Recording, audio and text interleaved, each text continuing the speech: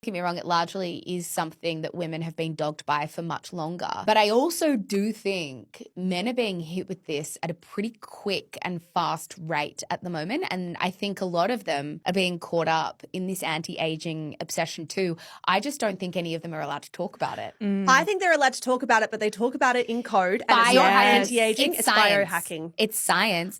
I mean, you've got people like Ryan Johnson, that man who's trying to age backwards. He's a billionaire. For anyone unfamiliar, he's the billionaire who's trying to be like as young as humanly possible. I think he actually had his son's blood plasma put back in his body. Like, he's gone to crazy, crazy lengths to biohack and be as youthful as humanly possible. I think they have to position themselves as a biohack bro instead of anything else. I think it's tech. It's like robotics, AI. Cutting edge science. Yes, exactly right. The other example that comes to mind is Tim Gurner. He's like the founder of Gurner Group. He's a massive property developer in Australia. He's that guy who kind of became quite famous because he said that young people were buying I was wondering if you were going to say this. avocado toast, and that's why we weren't buying houses.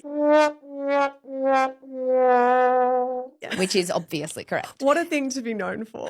He has a real fear of aging. He lost his dad, and ever since then, he is terrified of getting older and terrified of dying. And a huge part of his motivation is anti-aging. So he started these private clubs, these private wellness clubs called Saint Haven. And basically, it's for like the wealthiest people. The elite. The elite. I think they've only got them in Melbourne at the moment, where you, and I know joke, people overseas might be thinking this is a joke. It is not. You breathe in premium air, I should say. So according to Tim Gurner and Saint Haven, the air in Saint Haven has 99% oxygen compared to the regular 21% us plebs breathe in.